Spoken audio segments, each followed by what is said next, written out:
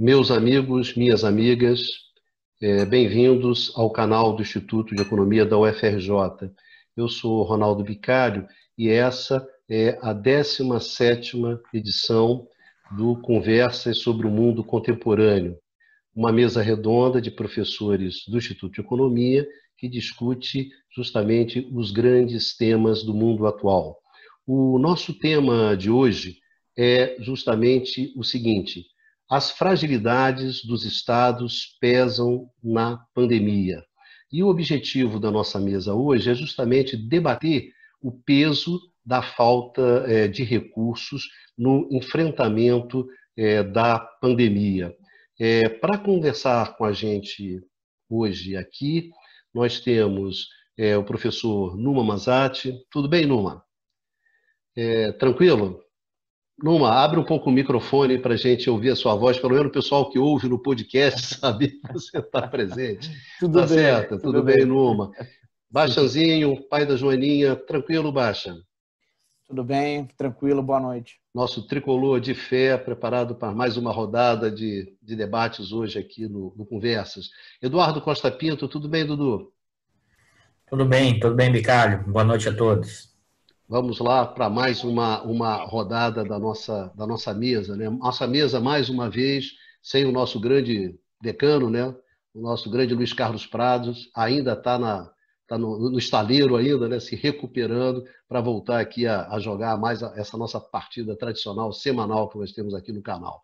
Pois bem, o tema de hoje, então, o nosso tema é justamente o quanto que a falta de recursos no enfrentamento da pandemia, né, o quanto que essa falta de recursos ela pesa. Os países eles não têm os mesmos recursos, né, no enfrentamento da pandemia.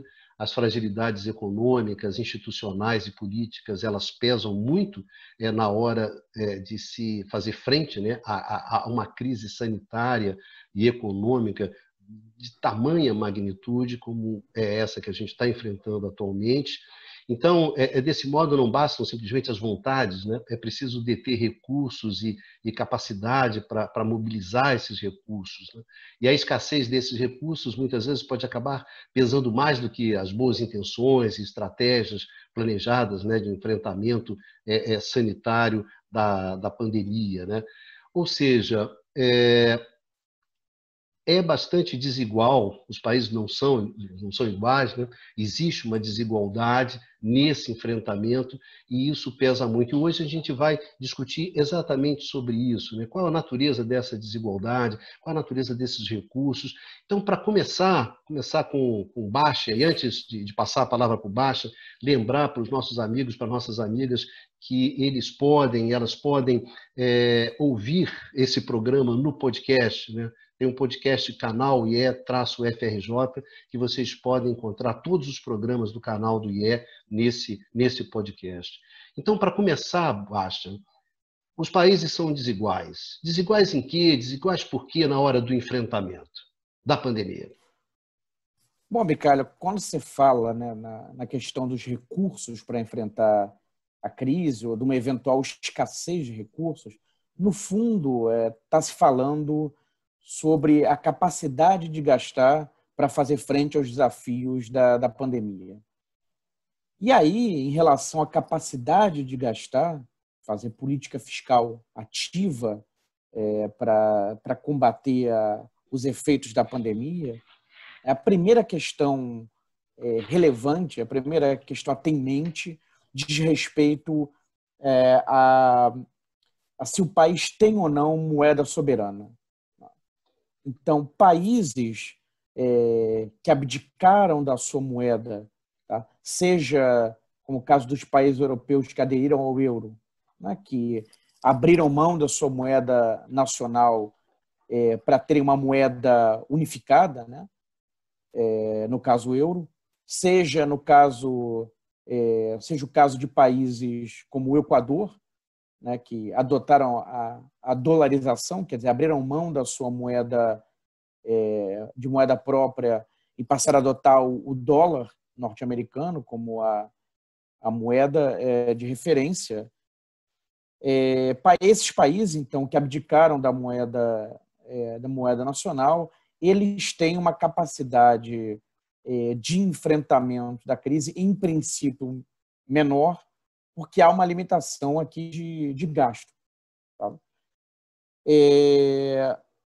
Agora, isso não quer dizer que países que não que preservaram então a sua moeda nacional têm uma total capacidade tem uma capacidade de expansão ilimitada de gastos. Tá? A primeira nesse tocante, primeiro ponto a destacar é a questão da existência ou não de vulnerabilidade externa. Tá? Então, países que, em princípio, têm moeda soberana, preservaram a sua moeda, tá? Não dolarizaram a sua economia, não aderiram a uma moeda comum, tá? Em princípio, teriam capacidade de expansão de gastos para fazer uma expansão, em princípio, ilimitada, para fazer frente ao desafio da pandemia. Mas, se tiverem vulnerabilidade externa, quer dizer, tem uma quantidade muito pequena de reservas internacionais ou tem uma dívida externa muito grande, tá? Esses países são vulneráveis, tá? Porque estão endividados em moeda estrangeira. Então, movimentos especulativos, tá? Saídas de capitais, podem ter um impacto muito grande na economia desses países, podendo levar mesmo a uma moratória. Né? Então, esses países são extremamente vulneráveis a movimentos especulativos, a oscilações do mercado cambial, e, portanto, isso acaba funcionando como um elemento que limita o seu raio de manobra, né, e os seus graus de liberdade para fazer uma política econômica ativa, em particular, uma política fiscal ativa em particular. Tá? Mas mesmo que o país não tenha vulnerabilidade externa, que o país tenha moeda própria, não tenha vulnerabilidade externa, tá? Há também uma barreira, uma restrição, além da restrição externa, uma restrição também política. Tá? Porque, eventualmente, com uma política muito expansionista, falando, olha, não tem que se preocupar com indicadores fiscais, tá? Podemos expandir ilimitadamente. Isso pode provocar uma grita da mídia, vai provocar uma grita do setor financeiro, isso pode provocar, mesmo o país tendo uma quantidade grande de reservas, pressões sobre o mercado cambial, perda de reservas, desvalorização cambial, que vai impactar internamente grupos empresariais, enfim, pode provocar inflação, prejudicar consumidores. Quer dizer, é uma cadeia de impactos que pode advir desses movimentos que vão gerar uma pressão para o governo reverter a política ou pelo menos colocar um freio, né, e colocar que acaba ao final, né, em termos líquidos, né, em termos da nossa discussão, impondo limites nessa capacidade de expandir os gastos. Tá? Então, essa é são primeiras observações, né, num plano até mais abstrato, remete a discussões em torno da teoria moderna do dinheiro, né, sobre a qual nós já conversamos em outras oportunidades. Tá? Então, em princípio, a discussão passa por essa capacidade de gastar, e essa capacidade de gastar, em relação a essa capacidade de gastar, há algumas restrições. Né? No caso, bom, primeiro, se o país preserva a sua moeda própria, e depois, se mesmo preservando, né, existem restrições externas, que dizem respeito ao seu grau de vulnerabilidade externa, e restrições políticas, que aí vão estar ligados a uma série de elementos de economia política, tá? Quais são os grupos de pressão internos, Dudu chamaria as frações de classe, né? Mas, enfim, aí depende de características institucionais, estrutura social de cada país.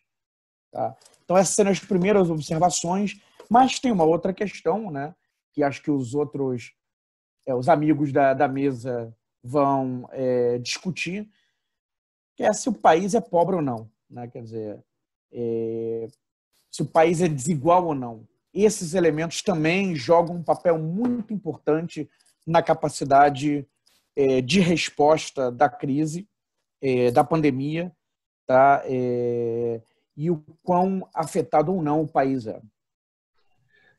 Baixãozinho, sem dúvida, essa questão que você está colocando, pelo que eu entendi, que você tem para ponto de partida, né? A gente pode ter o quê? Estamos falando em termos de uma margem econômica, né? Ou seja, se você tem ou não tem uma moeda soberana, quais são o tipo de restrições externas que você tem. Então, um ponto de partida. Para começar, você tem ou não tem isso. Mas você mesmo colocou que na hora de definir se você vai gastar ou você não vai gastar, como é que você vai usar esses recursos ou não, tem uma discussão que atravessa a sociedade com vários interesses, etc. Então, Dudu, eu queria fazer uma pergunta para você. Na medida que a gente vai ampliando a discussão, né, começando nesse centro que o Bachan colocou, quais seriam as outras coisas que entrariam também nessa classificação dos recursos? Sim, eu acho que esse ponto, eu acho, Bicalho, importante, a gente tem a ideia dos recursos, né, associada à ideia das capacidades, ou seja, quais são as capacidades de enfrentamento dessa profunda crise provocada pela Covid. Eu vou separar aqui, só para a gente entender didaticamente, vamos dizer assim, mas essas coisas estão juntas, elas não são separadas, mas separar o que são as capacidades estatais, as capacidades econômicas, as capacidades políticas e as capacidades externas. E aí eu estou pensando em cada país, vamos dizer assim. Você pensando na capacidade estatal, nesse momento, como o Bachan deixou isso muito bem claro, está associado à capacidade de gastar, né? Que também está associado à questão do próprio Estado Nacional, a capacidade de ofertas de bens públicos, a de infraestrutura, que a gente não vai entrar aqui, por exemplo, a questão do SUS ou da infraestrutura do hospitalar e coisas do gênero. E também a capacidade de intervenção rápida do governo nesse processo. É um conjunto enorme de elementos para a gente pensar as capacidades estatais. Mas não, aí eu queria ampliar antes de voltar nesse ponto que você levantou, Ricardo, mas você também tem as capacidades econômicas associadas ao quê? A questão produtiva, financeira, que está associada à capacidade do país de gerar riqueza. Né? Ou seja, a capacidade desse país de gerar riqueza influencia, né, a hierarquia do sistema internacional. Ou seja, essa capacidade de geração de riqueza do país afeta a capacidade política e também a capacidade externa. Vamos pensar nessa separação, a terceira capacidade é política, e que está associado à questão da liderança, da identidade nacional, ou da capacidade do líder naquele momento, hoje, no meio da pandemia, e como o Bachan também já alertou, e outro ponto é a capacidade externa, que é se o país tem ou não moeda, né, de curso internacional, e como o próprio Bachan levantou, a discussão da vulnerabilidade externa, né, eu acho que são esses, se você pensar, são esses 4 elementos que, a partir de cada país, de cada situação, de cada liderança, isso afetou muito, né, as capacidades de enfrentamento da pandemia e que gerou resultados completamente díspares em vários países. Mas tem uma coisa aí que vocês chamaram a atenção que eu acho fundamental e que eu queria reforçar, é que, a despeito das questões díspares, na periferia, ou seja, em países que têm maior dificuldade de gerar riqueza, em que tem menor capacidade estatal e governamental, no sentido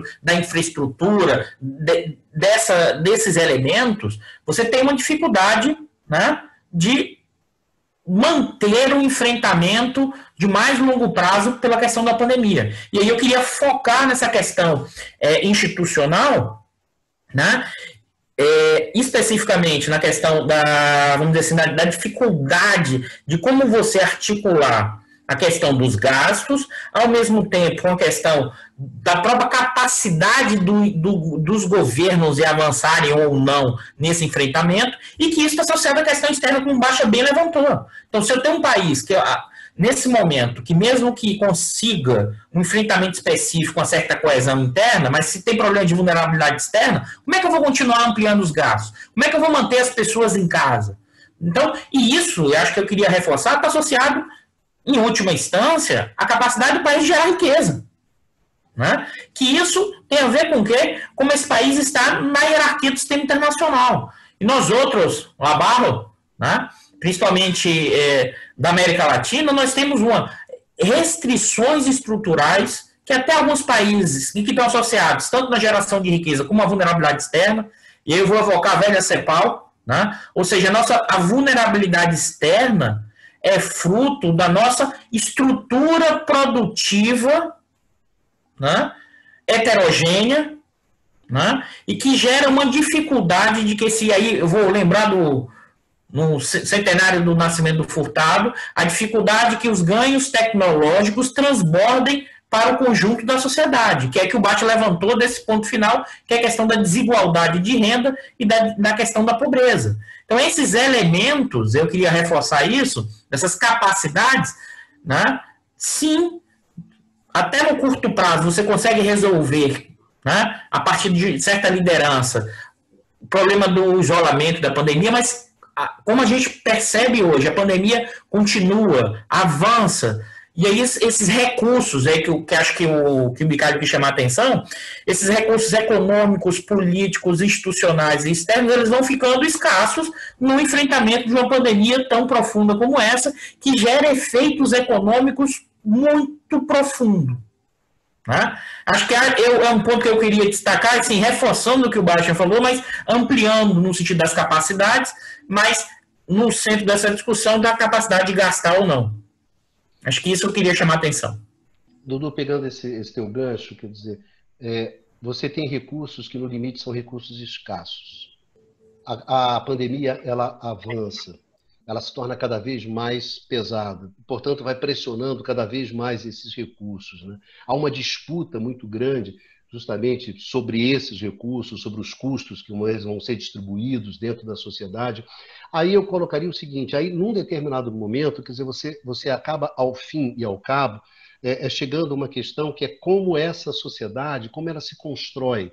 Quer dizer, qual é o papel que tem dentro dessa sociedade a questão da fraternidade, a questão da preocupação com o outro, enfim, como é que se dá essa convergência interna dos interesses. Enfim, Numa, nós já conversamos algumas vezes sobre isso, eu gostaria que você falasse um pouco sobre isso, né? Sobre essa questão que diz respeito à questão dentro da sociedade, como é que e as sociedades também são diferentes em torno disso, né?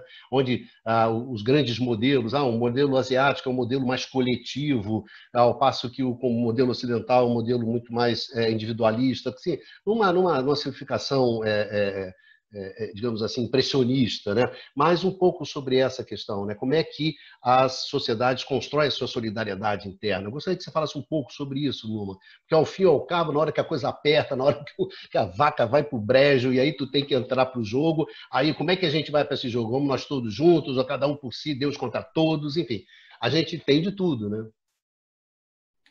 Não, certamente, Bicário. Essa questão da coesão da sociedade é uma questão muito complicada. Eu não sou suficientemente qualificado como cientista social para analisar em detalhe a situação de cada sociedade, de cada país, mas, de fato, acho que a gente pode fazer algumas observações, pelo menos, sobre essa questão. E eu acho que, na verdade, eu conectaria muito essa questão da solidariedade, né, como você definiu, com justamente as questões de política econômica. Tá? Porque o individualismo, né, que você identificou no caso das sociedades ocidentais, ele, de fato, foi o produto, se a gente pegar o caso dos países europeus, ou até da América do Norte, Estados Unidos, Canadá, ele foi um produto, na verdade, de um recuo do Estado. De um avanço do Estado. Ou seja, à medida que a solidariedade ia sendo assumida pelo Estado, é normal que você tenha assim, redes de solidariedade, vamos dizer, fora do âmbito estatal que vão diminuindo, tá? Já que o Estado que assumiria parcial totalmente essa solidariedade no sentido de fornecer assistência, que seja nas questões financeiras, mas também nas questões ligadas à saúde, ao acesso, na verdade, a uma série de bens públicos. Tá? O problema que a gente observa com a pandemia, a meu ver, e que, ao contrário do que pode ter sido, às vezes, sonhado nos primeiros meses da pandemia e no seu auge, por exemplo, nos países centrais, ou até aqui, em determinado momento, não há, na prática, não houve uma revalorização do papel do Estado. Todos nós, imagino, por volta do mês de abril, maio, acreditamos, mais ou menos, mas acho que a maioria de nós bastante, que haveria uma revalorização do papel do Estado, inclusive porque os próprios dirigentes de muitos países fizeram declarações contundentes nesse sentido. Por exemplo, de países centrais, mas até no próprio Brasil, você teve um período de exaltação do SUS, né?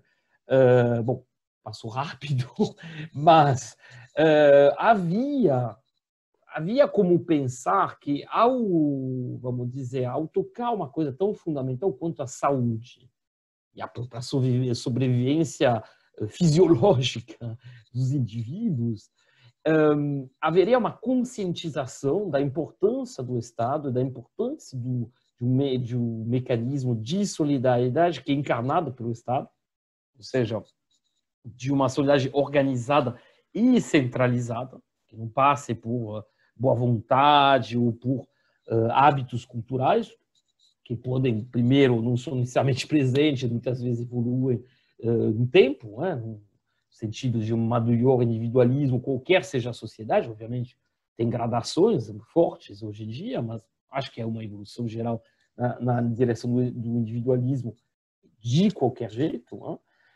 Até nas sociedades asiáticas, mesmo se, como o Bicalho observou, provavelmente há redes de solidariedade mais fortes hoje lá do que em outras regiões, particularmente da periferia. Porém, não houve que, assim, sonhamos, que imaginamos que possa acontecer, inclusive foi anunciado por muitos dirigentes, como falei, o Macron, por exemplo, fez grandes discursos inflados sobre essa questão, mas não foi longe de ser o único, quando na prática não está acontecendo agora. Pelo contrário, se a gente for olhar os países, que sejam os países centrais ou os países da periferia, há claramente, na maior parte deles, a retomada de agendas neoliberais. Isso é o caso na América Latina, no caso do Brasil, por exemplo, mas a gente vai observar essas mesmas tendências em países da África subsaariana, a gente vai observar essas mesmas tendências em regiões assim, na Europa Central e Oriental, pegando vamos dizer, os países mais periféricos, no sentido cepalino, no sentido estruturalista. E qual o problema? Assim, as restrições que foram evocadas ao gasto, como colocou o Eduardo, de fato, a gente podia até pensar que, de fato, a restrição externa, a vulnerabilidade externa, os problemas de balanço de pagamento, são algo que afetam as economias. Isso, sim, somos estruturalistas, sabemos que isso afeta. Porém, eu acho que mesmo nesse caso, mesmo no caso, por exemplo, de um país como a Argentina, que está na prática no meio de uma crise de balanço de pagamento clássica, né? Tentando renegociar desesperadamente sua dívida externa, à beira do colapso, onde sobrou quase nada de reservas, né, na prática. Mesmo no caso da Argentina, pode gerar problema Mas eu acho que na avaliação, sim, assim, como economista, eu e outros colegas argentinos consideramos que teria que gastar, de qualquer jeito. Tudo bem, isso provavelmente, isso pode provocar outros problemas, nesse instante tem que gastar. E não vamos esquecer que, bom, no caso da América Latina, tirando Argentina e Venezuela, nenhum outro país está numa situação de nem de vulnerabilidade externa clássica, como era o caso até os anos 2000. Não esqueçamos que os anos 2000 mudaram tudo, em boa parte da periferia. Que em 2008 e 2009 não teve nenhuma crise de balanço de pagamento os 2 ou 3 anos que seguiram a crise financeira mundial. Só agora temos 2 exemplos, a Venezuela e a Argentina, só. Talvez a Turquia está numa situação assim, externa um pouco mais complicada, mas está muito longe da situação da Argentina e da Venezuela. Então, não esqueçamos que, na prática, os únicos 2 países, na verdade, na periferia, sei lá, talvez com o Zimbábue também, que tem uma situação de vulnerabilidade externa aguda, são esses 3. Tá? E mesmo na situação desses países, eu penso em particular no caso da Argentina, eu acho que mesmo assim teria que gastar. Nos outros, você pode gastar. Você pode gastar. Você não tem limite, assim... Você não tem limites que são dados ao gasto, portanto, obviamente, que você tenha moeda própria, mas, bom, como colocou o Eduardo, tirando o caso do Equador, tem pouquíssimos países dolarizados na prática hoje. Né? Então, a meu ver, na verdade, o grande problema tem justamente a ver com essa questão da coesão. E quando eu falo de coesão societal, é de ter uma ideia que há um coletivo, que esse coletivo é fundamental, e para garantir esse coletivo você precisa de um Estado atuante. Você precisa de políticas de distribuição de renda, você precisa de transferências de renda para as categorias mais pobres, você precisa de uma intervenção estatal para apoiar as empresas, os setores estratégicos, para ampliar a oferta de bens públicos, e em particular no setor de saúde, fundamental no momento atual. E, na verdade, o que eu tenderia a observar é que isso não é realizado não por questões, não por entraves, vamos dizer, econômicas, no sentido de fundamentos econômicos, simplesmente porque você não tem um consenso político e societal em relação a isso. E que, na verdade, anos e anos de influência neoliberal, elementos de desestabilização que a gente já observou em programas passados, por particular dos países centrais, em particular dos Estados Unidos, levam nesses países a ter no poder grupos que defendem os interesses de setores específicos. Basicamente, o empresariado, o setor financeiro e os setores exportadores de matérias-primas. No caso da América Latina, pode ser a exportação de o setor primário a exportador, pode ser produtos agrícolas ou minerais. Tá? E a grande diferença em relação à Ásia, como colocou o próprio Bicário, ela tem a ver com uma visão diferente, justamente, a questão da solidariedade da sociedade. Ou seja, na Ásia você tem, em geral, nos países asiáticos, um Estado forte. Você tem, em geral, um consenso sobre o fato que você tem que diminuir a desigualdade na distribuição de renda e que, assim, se precisar gastar, você vai gastar. E não tem... Isso é a diferença fundamental. Então, eu colocaria essa questão da solidariedade, que, obviamente, você pode pensar em termos culturais, mas, sendo economista, eu penso mais desse ponto de vista, ligado com a questão do Estado. Numa, acho que eu vou acrescentar um ponto aí nessa discussão, na verdade, ampliá-la, pelo menos na minha perspectiva, que é... Depois, Dudu, eu queria acrescentar outro, tá? Você fala aí. Beleza. Tranquilo. Pô, fui mais rápido que você, Baixa. Peguei a bola rápido. Vamos lá. Bicalho, você tá mudo. Você tá no mudo, Bicalho. Você quer comentar alguma coisa? Não, é que o Baixa ficou porque ele estava com o microfone desligado, né? Parece aqueles programas de televisão, né, que o cara tem que... Aqueles programas idiotas que o cara tem que bater rápido, aí você bateu antes do Baixa. Só isso. Não, porque eu queria, nessa discussão que você trouxe, Numa, que eu acho fundamental a discussão da solidariedade a partir da questão estatal, e que acho que isso é central, eu queria acrescentar um elemento, e aí, em que sentido?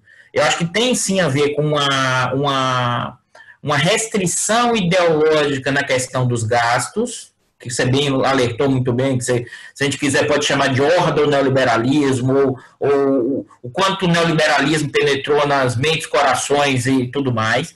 Mas eu queria reforçar no caso das periferias, especificamente no caso da América Latina, e até comparando com a questão asiática, é que em parte essa dificuldade também tem a ver, e aí vocês vão gostar, com as nossas frações de classe, com o nosso andar de cima. E por quê?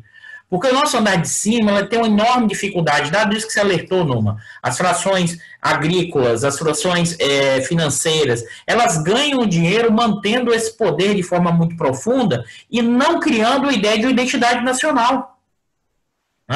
Ou seja, eu não preciso criar... Aí como é que eu consigo fazer isso? Na porrada.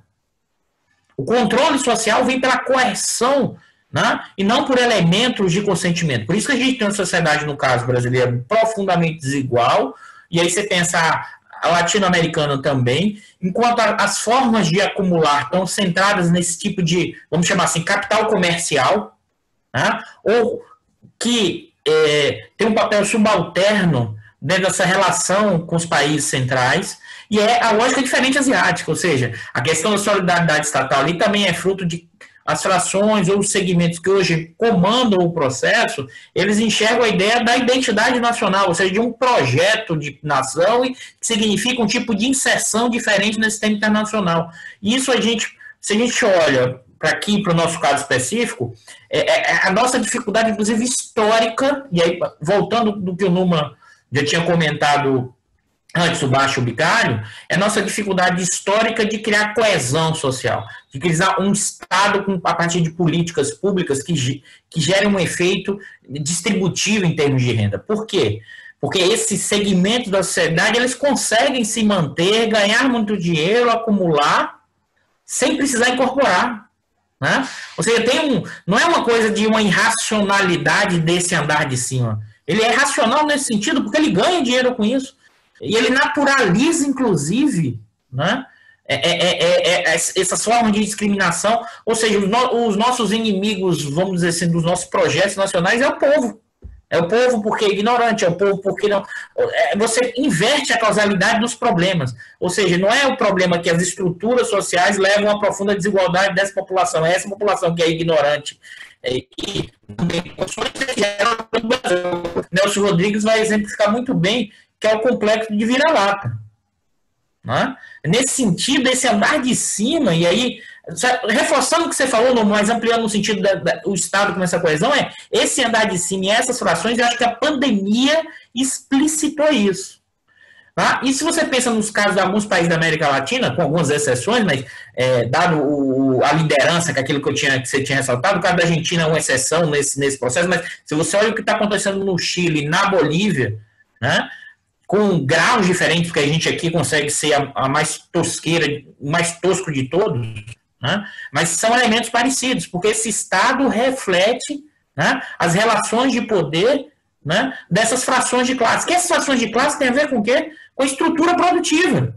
Né? Ou seja, quem comanda o processo de acumulação. E parte desse pessoal está cada vez mais, se antes já não tinha identidade com a nação, hoje menos ainda. Os ricos brasileiros moram fora. Ou seja, você transformou, e aí isso vale para para uma configuração, e a pandemia explicita isso. Ou seja, não tem essa identidade via Estado com essa questão distributiva, né? Não passa, né, pela perspectiva do andar de cima, tanto no sentido simbólico, como no sentido também do processo de acumulação. É isso que eu queria reforçar, mas passando para você, Baixa. Posso fazer uma pergunta para o Eu queria, Baixa? Baixa, posso fazer uma pergunta para você? Eu queria fazer uma pergunta para você, o eu seguinte. só queria fazer, na verdade, Não, alguns mas pequenos não, adendos. eu vou colocar uma questão, você vai entender. Que é o seguinte, muitas vezes, quer dizer, os países, eles chegam em chegam na pandemia com problemas estruturais muito grandes, tá certo? E já eram problemas estruturais, estavam presentes lá. Eu estou te perguntando o seguinte, porque como o Numa colocou sobre a Argentina, e você tem artigo sobre a Argentina, falou, eu gostaria que você falasse um pouco que a Argentina acho que é um bom exemplo disso, né? Você chega numa situação econômica muito difícil e você não tem, por mais que você se mobilize, você não tem capacidade de girar o jogo, né? Porque essas questões, elas pesam muito. E eu acho que a Argentina é um bom exemplo, e é um exemplo que você manja, por isso que eu gostaria que você falasse um pouco.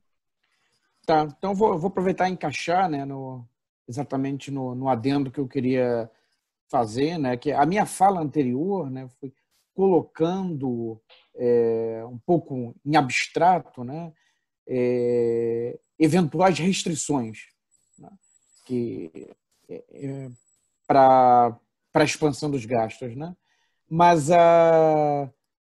as restrições não são impossibilidades, né? Realmente a impossibilidade vem do fato de abdicar. Quando o país abdica da sua moeda própria, realmente ele perde capacidade de fazer política fiscal e monetária autonomamente. Agora, se ele não fez isso, ele teria, por exemplo, em princípio, capacidade de expandir os gastos tecnicamente, teoricamente, ad infinitum, né? As restrições que surgem são, na verdade, são empecilhos, são dificuldades que acabam significando consequências econômicas para o caso de você seguir, pelo menos, numa trajetória bastante expansionista. Tá? Então, e aí o Numa falou de questões de convenções, do neoliberalismo, eu acho que isso se encaixaria naquela restrição política que a gente vinha comentando antes, né? Que não é uma impossibilidade técnica de gastar, de expandir os gastos, mas que acaba impondo limitações, né, no jogo prático das decisões de política econômica. Tá? Então, voltando ao caso argentino, tá? E aí, então, a discussão que eu quis fazer era mais em abstrato, né? Mas sem querer dizer, não, os países não devem gastar agora, não era nesse sentido. Tá? A Argentina, e eu acho que eu concordo com uma e com outros economistas argentinos, que tem que gastar. Tem que gastar. Agora, isso pode gerar consequências. Né? Uma fortíssima desvalorização do câmbio, eventualmente uma moratória da dívida externa, quer dizer, você paga um preço. Né? Aí é uma questão de escolha. Né? Diante do quadro, agora é uma pandemia, né? A crise social que ela provoca, a opção é por gastar. Tem que ser por gastar. Tá? Mas isso não será sem custos. Tá? Essa é uma questão para colocar. Sobre as condições em que a Argentina entra, a Argentina está, na verdade, já desde 2018, virtualmente quebrada. Os indicadores de vulnerabilidade externa da Argentina, que a gente tinha comentado anteriormente, são muito ruins. Se não fosse ali o fundo dando empréstimo em 2018, a Argentina teria entrado em default. Tá? Então, é um default virtual. Né? E aí, pelas razões antes apontadas, isso cria problemas. Isso cria problemas.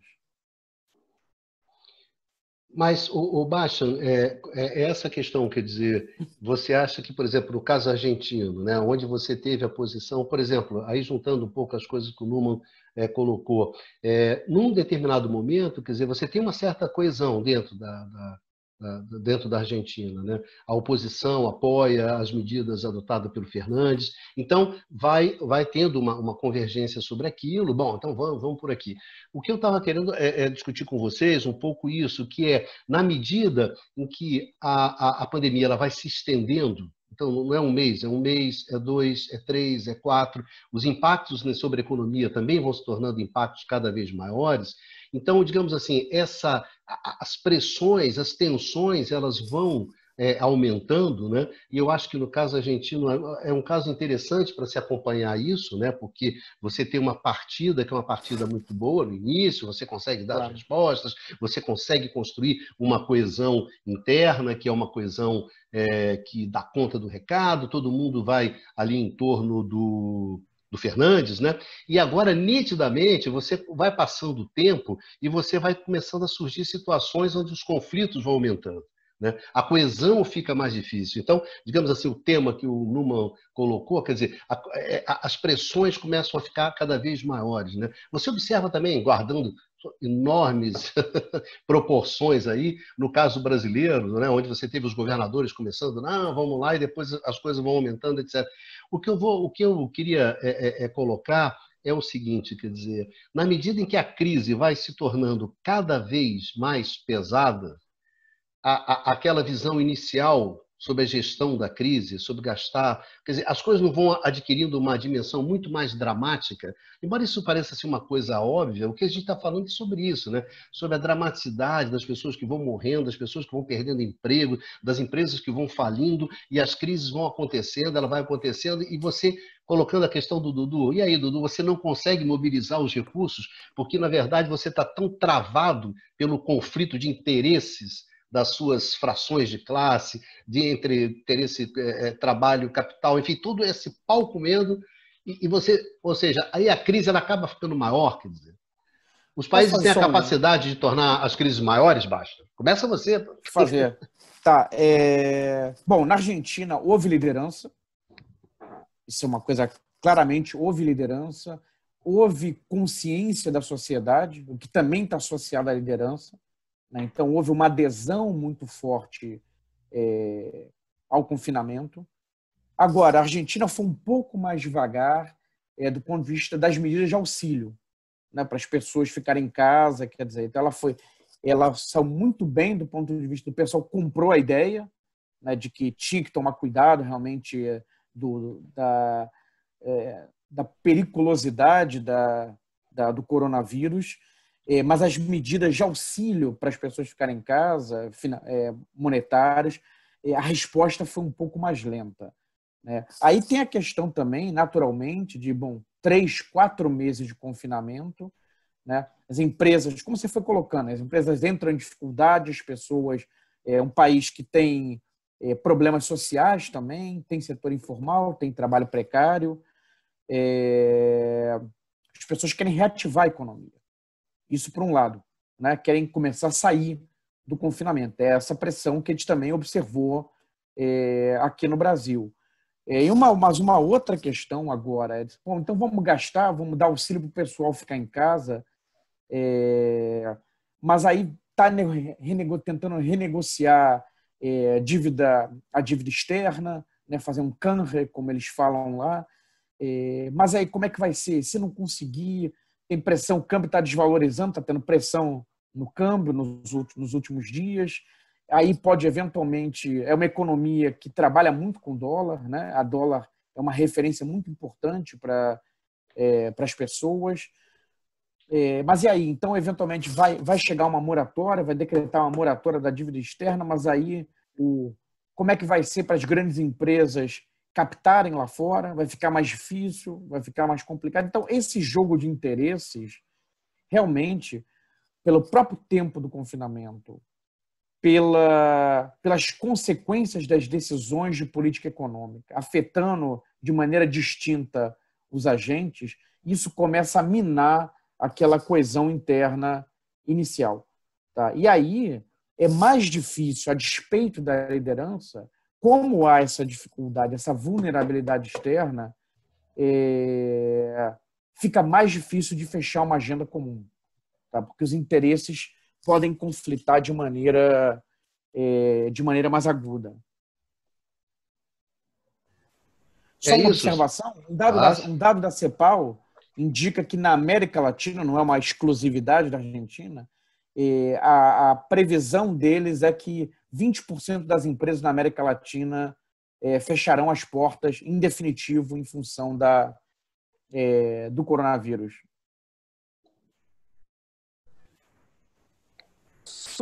só acrescentaria alguns elementos no caso da Argentina.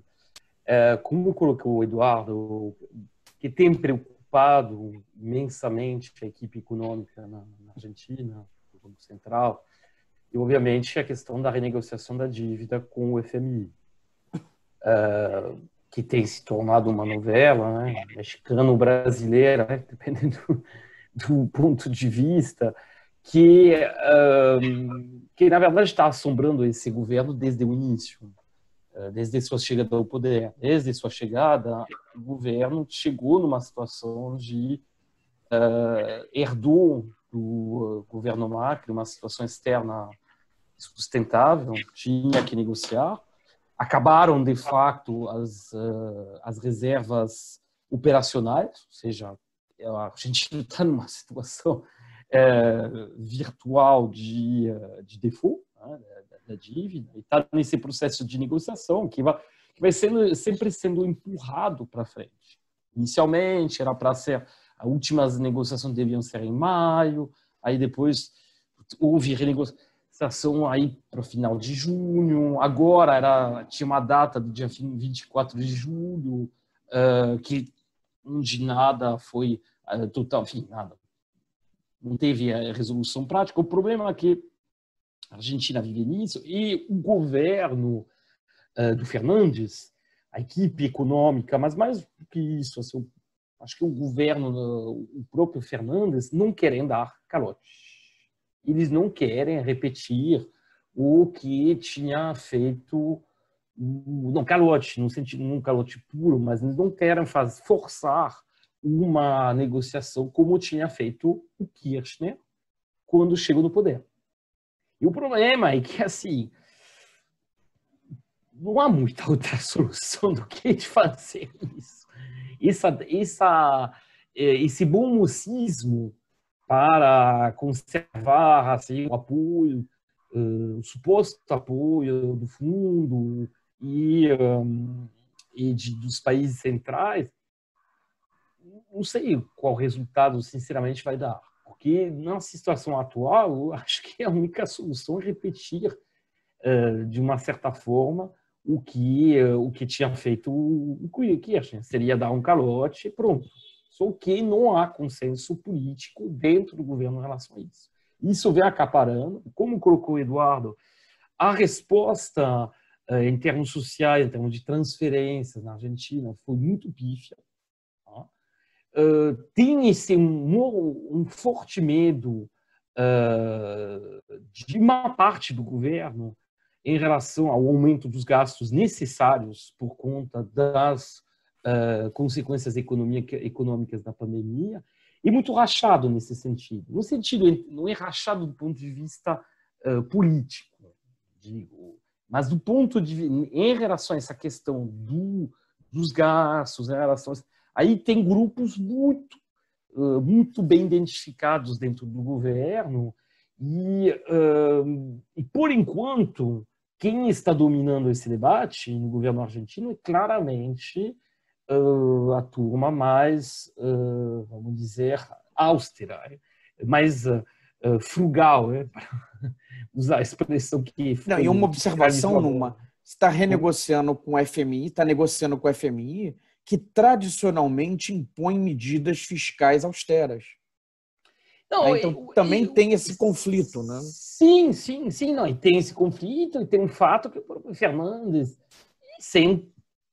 não necessariamente representava a ala mais, vamos dizer, radical do peronismo de esquerda. Tá? Ele é muito centro, é um homem de conciliação, o que, do ponto de vista político, na conduta da resposta à pandemia, foi ótimo. O problema é que, do ponto de vista econômico, não tem muita escapatória. Isso é bom. Só que, como eu falei para vocês, pelo menos tem esse debate que está rolando. Tem esse debate que está rolando dentro do governo, tem esse debate que eu não tenho informação privilegiada. Então, o que está se refletindo também na própria imprensa, nos veículos de imprensa, vamos dizer, ligados à esquerda, ao centro-esquerda, lá você vê muito esse debate rolar. E, bom, é muito melhor isso do que o que está acontecendo em alguns países, inclusive no próprio Brasil. O problema é que temos que ver o que vai acontecer. Como tem uma tendência à dramatização na Argentina, provavelmente a via que vai acabar prevalecendo vai ser no meio. Então, não vai ser tudo o gasto que seria necessário, mas tampouco vai ser a situação que a gente vai observar em muitos países, inclusive da periferia. Ou seja, vai ser um pouco melhor, poderia ser melhor, mas vai ser melhor do que muitos outros países. Só que realmente essa questão da negociação, essa vontade de negociar a todo custo do governo, de obter um acordo, ou seja, não de forçar um acordo, isso é problemático, porque a trajetória de sucesso que teve a Argentina ao longo da década de 2000, no início dos anos 2010, ela veio dessa, vamos dizer, dessa posição muito firme que adotou o Kirchner, que na verdade foi muito esperto. Vamos ver, talvez acabe acontecendo a mesma coisa, porque não esqueçamos que o Kirchner demorou mais de um ano para, no final das contas, cansar tanto os negociadores que eles acabaram meio que aceitando o calote, enfim, uma renegociação nos termos da Argentina. Então, os argentinos, de repente, de uma forma mais mansa, tentam reproduzir isso. Vamos ver. Mas olha, Numa, eu tenho um adendo a fazer, e vem de uma conversa que eu tive já com o professor Ajit Singh, né, já falecido, em Cambridge. Ele foi em Cambridge, né? Ele tinha sido assessor do governo mexicano na época da renegociação na época da moratória do México, nos anos 80. E aí estava conversando sobre a moratória, sobre essas negociações, e eu coloquei o exemplo argentino. Não. E aí ele falou, me lembro dele falar o seguinte: você só faz um movimento como o que a Argentina fez, digamos, para fazer isso você tem que ter muita coesão social, né? Tem que ter muita coesão em torno dessa agenda de peitar os organismos internacionais e dar a moratória, né? E isso existia na Argentina em 2002, 2003. Tá? Depois de 4 anos de recessão, né, tentando preservar o regime de conversibilidade, né, do 1-para-1 do peso com o dólar, e depois a crise que vem em seguida com a desvalorização, né, os salários reais despencam, né? Você teve uma crise, talvez a Argentina é prodigiosa em termos de crises, né? Quer dizer, infelizmente, né, para os argentinos, tem crises de todo tipo na história econômica da Argentina, mas essa talvez tenha sido a pior de todas, né? Foi uma crise econômica, social, política, né, institucional, enfim, em todas as dimensões. Então, ali havia uma aversão aos credores internacionais, havia um nível de insatisfação com o FMI e afins, tá, que permitiu uma negociação muito firme por parte do governo, tá? Talvez tenha começado com o Duhalde depois Kirchner, né? E aí, como a gente mesmo está colocando aqui, talvez não haja essa coesão tão forte hoje como havia naquele momento. Meus amigos, fazendo aqui o papel do âncora, a única função do âncora, eu já falei, que é encerrar o programa quando já bateu o tempo, né? Essa é a única função do âncora. Eu gostaria, encaminhando no final, gostaria de colocar a seguinte questão. A pandemia ela vai evoluindo, né? Você tem... Bom, quais são os recursos que você vai mobilizando para enfrentar essa pandemia? Bom, em primeiro lugar, quando a pandemia chega, é a questão simplesmente se você tem leito ou você não tem leito. Se você tem respirador, se você não tem respirador, se você tem hospital ou não hospital. Aí vem a primeira onda, bate em você. Aí a segunda onda, bom, então eu tenho que controlar a pandemia, eu tenho que controlar a velocidade de propagação do vírus, né? Então o que é fundamental é o máximo de isolamento, confinamento, para poder aguentar, inclusive, essa primeira onda que vem. Bom, para fazer isso eu tenho que ter recursos para dar renda básica para as pessoas, segurar as empresas que quebram. Então vem uma segunda onda, né? E você teve país, aí você resiste. Só que a pandemia ela segue, a propagação ela vai, você abre o confinamento, volta, vem a segunda onda, a terceira onda, e acontece nos países desenvolvidos, acontece aqui, e aí o que acontece? Cada vez maior vai pressionando mais recursos, até que chega um momento que você tem que, chega no que a gente falou, qual é a coesão? Você pode ter uma coesão no início, e você não sustenta essa coesão lá na frente, não é isso? Ou eu acho que vai acontecer situações onde os países também vão se arrumar dentro do jogo, entendeu? Alguém que começou muito quebrado se acerta, quem começou com pouca coesão acerta lá na frente, porque o jogo é jogado e o lambari pescado, como, né Bastazinho, como você fala. Então, eu gostaria de perguntar para vocês o seguinte, para encerrar o programa, que é o seguinte, e pediria para vocês serem objetivos, né, porque essa é a fala final para a gente terminar, sendo bastante sucinto e objetivo, dentro dessa discussão, qual é o recurso essencial para enfrentar a pandemia? Se você falar assim, olha, se eu tiver isso aqui, entendeu, Bastizinho? Eu ganho o jogo. Agora, se eu não tiver isso aqui, cara, posso ter um bom lateral, não sei o quê, mas se eu não tiver um centroavante bom, eu não defino esse jogo, né? Então, qual seria... Deem-me Ademir que eu lhes darei o campeonato, isso, né? Exatamente. Como diria. Exatamente. O Botafogo foi buscar o Didi, né, no seu Fluminense, lá para ser campeão, enfim, coisas desse tipo. Qual é esse recurso que é fundamental, que é para enfrentar a pandemia, que ainda tem muitas ondas que vão vir pela frente? Não estou falando só das ondas que passaram, tá certo? Estou falando das ondas que vão vir cada vez maiores, cada vez maiores, cada vez maiores. Olha, acho que essa é pergunta para começar com o Dudu, hein? Para o Dudu, porque esse ano acho que... 2020, o âncora hoje caprichou na pergunta final. Ou pergunta difícilzinha de responder. Dudu, qual é o jogador que você quer, Dudu? Qual é o jogador que você quer? Começar com o Numa, porque os dois ali estão se acovardando, não querem ir para o jogo, entendeu? Vai sobrar para o nosso francês. E aí, qual é Numa? Qual é o recurso que fala assim, me dê esse que eu consigo encaixar? Micalho, você poderia repetir a pergunta, que eu achava que você ia começar com o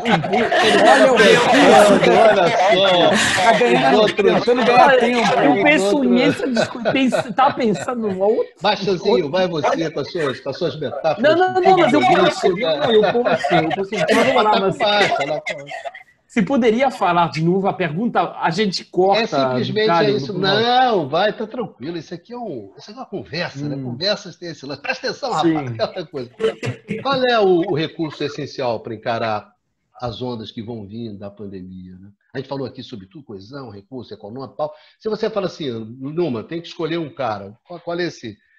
Se você consegue isso, você ganha o tranco. Tá certo? Pode ser coesão. Quais são as condições para sair, para aguentar? Qual é o recurso que você tem que ter? Que a sociedade ela tem que ter coesão, já que você fala tanto. Você acha que esse é o recurso fundamental? Sim, eu acho que assim, porque sem esse não tem os outros, entendeu? Arrumar os outros, tudo bem. A gente tem que... Eu quero que você... Noma, deixa eu começar que eu vou responder a pergunta com o Bicalho. Porque esse âncora ele foi foda hoje, mas vamos lá. Bicalho, assim, a minha percepção é o seguinte, vamos lá. Eu poderia dizer agora, olha, o gasto resolve, tá? Mas eu não acho que, e aí eu vou talvez até provocar mais quem tá, mas por que não resolve? Porque não vai vir sozinho.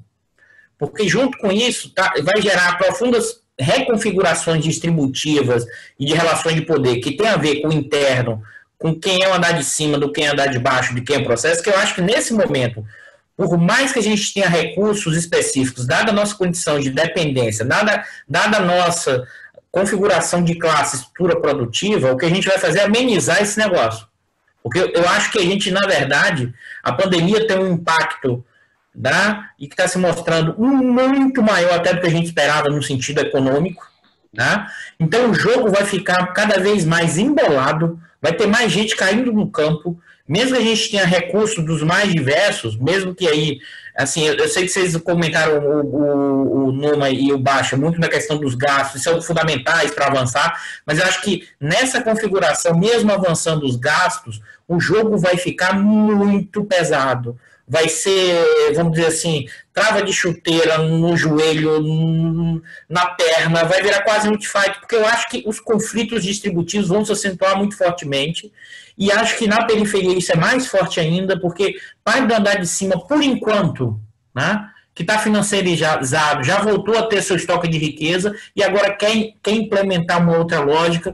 Então, assim, meio que eu vou fugir da resposta mesmo, Micalho, porque eu acho que nesse momento, na periferia, que já, se no centro já é difícil você pensar o que é os Estados Unidos hoje, toda a discussão da União Europeia, eu acho que hoje nenhum recurso salva muita gente, não. Eu acho que, com exceção, se você olhar, da combinação do que foi Rússia, China e alguns países asiáticos, de uma profunda coesão, com gasto, com projeto, com um controle social maior, mas ao mesmo tempo certa unidade, teria que ter a combinação disso e liderança, né? Você teria que ter, na verdade, eu não consigo resolver o tamanho dessa crise com um fator só. Então, assim, e nesse momento eu acho que, no nosso caso da periferia, você não consegue ter a combinação de todos esses recursos. A gente está no movimento contrário. Uma parte falta liderança, uma parte falta essa capacidade de pensar os gastos, mas esse andar de cima, as frações de classe, até só deixar mais claro, o que eu estou chamando de fração de classe é o pessoal do dinheiro que está associado a uma estrutura produtiva.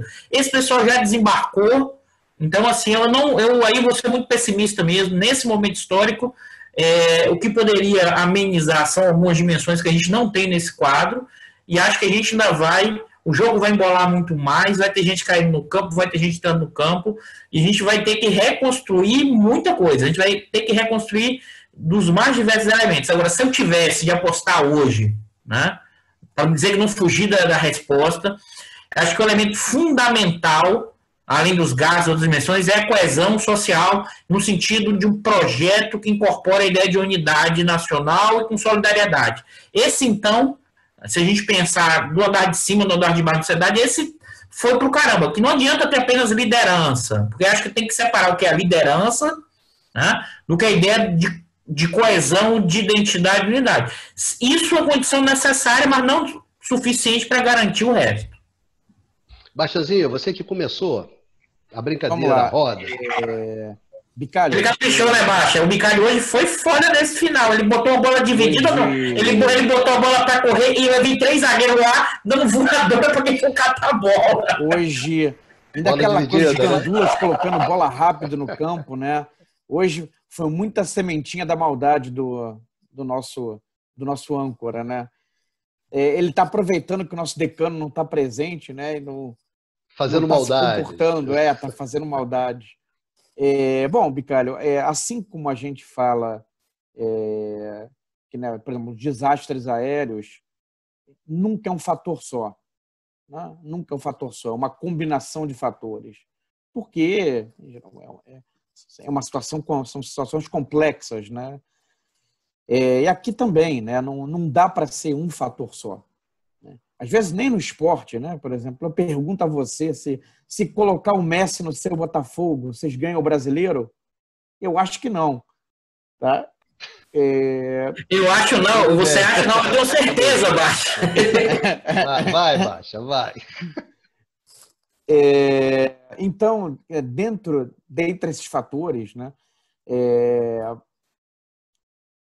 liderança é muito importante, no sentido, até o Dudu foi importante que ele fez essa distinção entre coesão social e liderança. Quer dizer, liderança é para coordenação de políticas, né? Para coordenação de políticas em resposta à crise.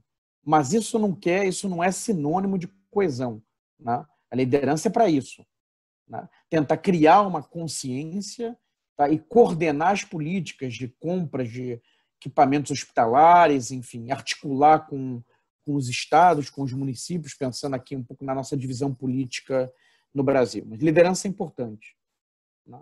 Liderança é importante.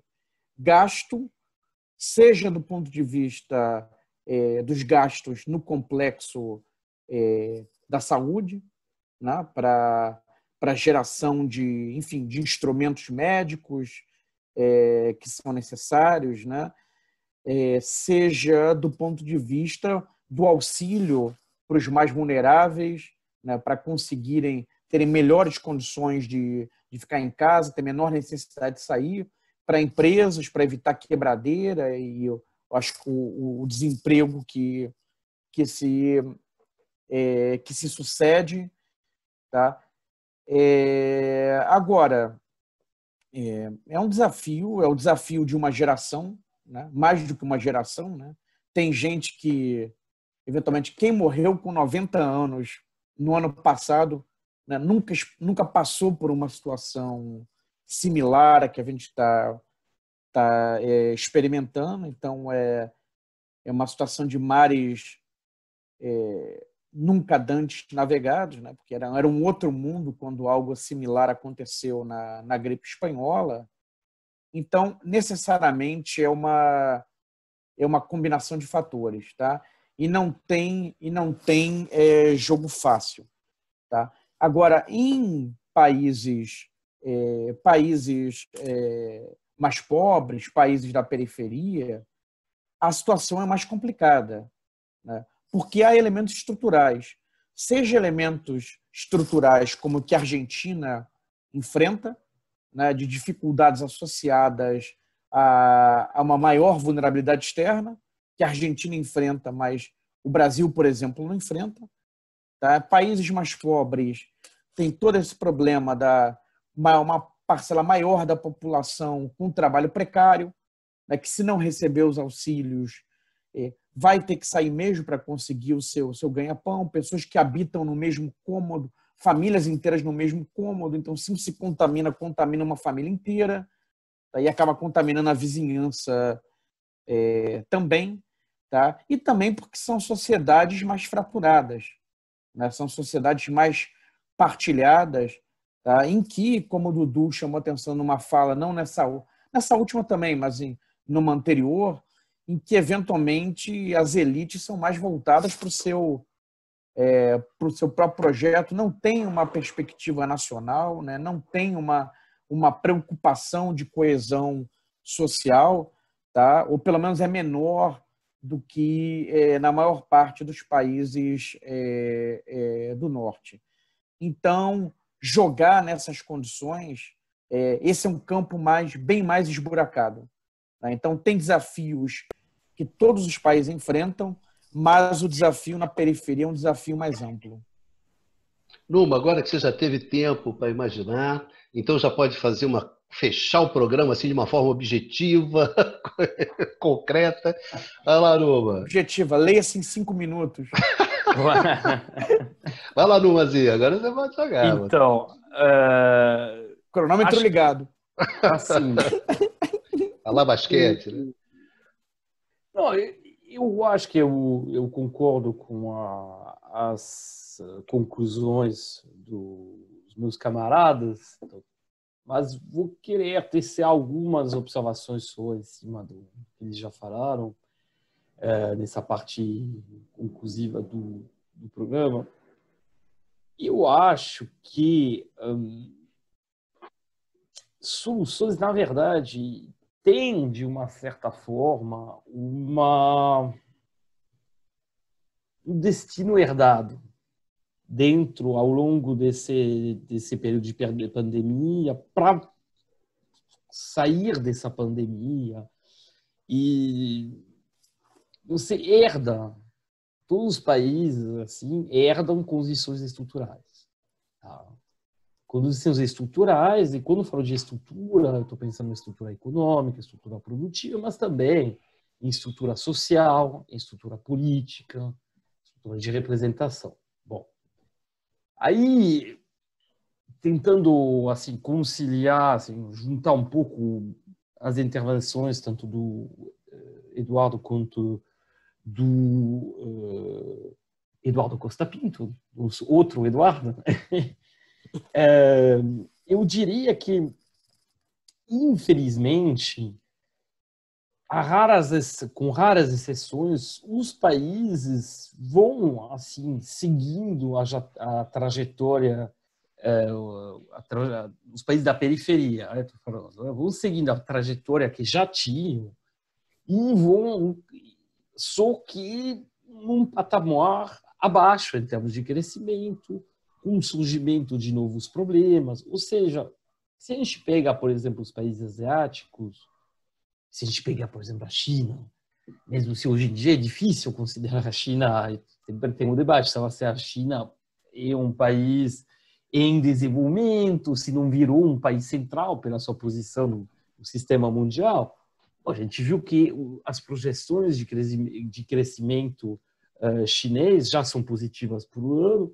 É difícil saber, mas provavelmente a China vai crescer por volta de 2% a 3% esse ano, o que seria ótimo em muitos países centrais e até periféricos. Então, eu acho que a China teve essa capacidade de mobilização que ela mostrou na luta contra a pandemia, a capacidade de mobilização, vamos dizer, em termos sanitário, ela tem agora em termos econômicos.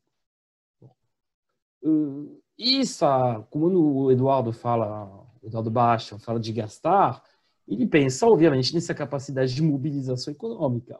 Um grande problema é que aí, a gente vai para a fala do Eduardo Costa Pinto, há obstáculos que têm a ver com uma história herdada, né, obviamente, grupos antagônicos, uma situação que favoreceu determinados grupos de determinadas áreas, e o que a gente pode dizer é que, na verdade, tem uma heterogeneidade enorme em função das regiões. No caso de muitos países asiáticos, eu diria que, estou pensando no leste asiático, não haveria muita coisa para aconselhar eles. Eles estão no caminho certo. No caso dos países da Índia, já é mais complicado.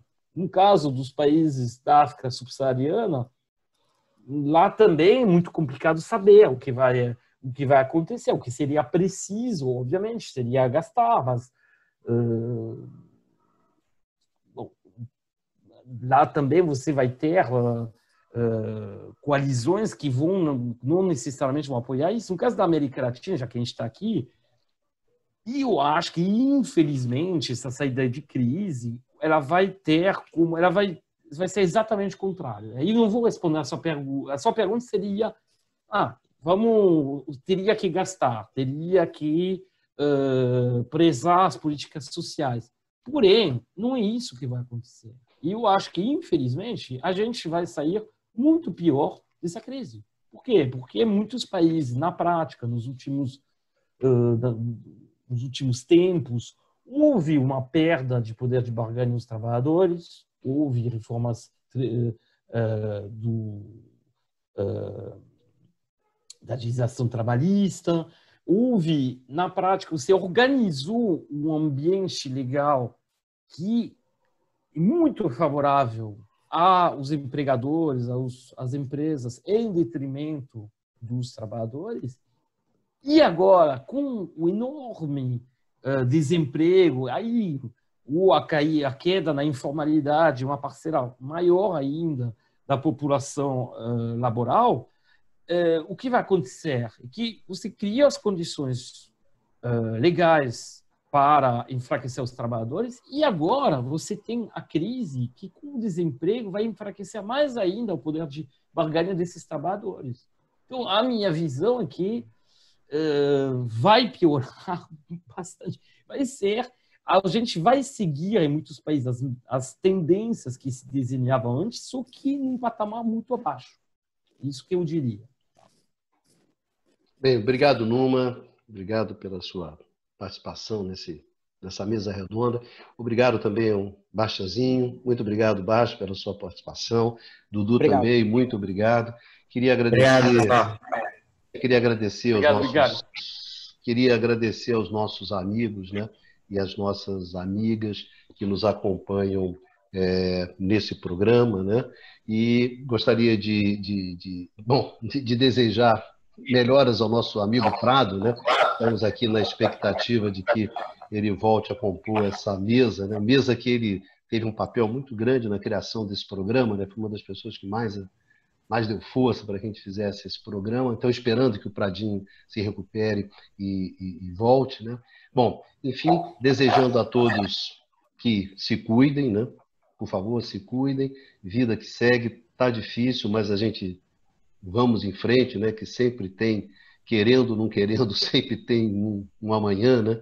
E, Numa, a grande vantagem, o que me faz ter esperança, porque o que evita o inevitável é o imponderável, né? Então eu aposto sempre no imponderável, ou citando lá o grande escritor lá do tricolor do Baixa, né? O Sobrenatural de Almeida, não é isso?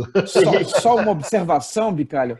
Nosso decano já voltou a treinar com bola, né? Como o pessoal falava, tá certo, né? isso. Participou da nossa reunião de pauta, aos pouquinhos ele está voltando. Exatamente. Então, gente, nos vemos aqui no canal do Instituto de Economia da UFRJ, no seu Conversa sobre o Mundo Contemporâneo, na próxima semana. Nos vemos então, um beijão a todos, se cuidem.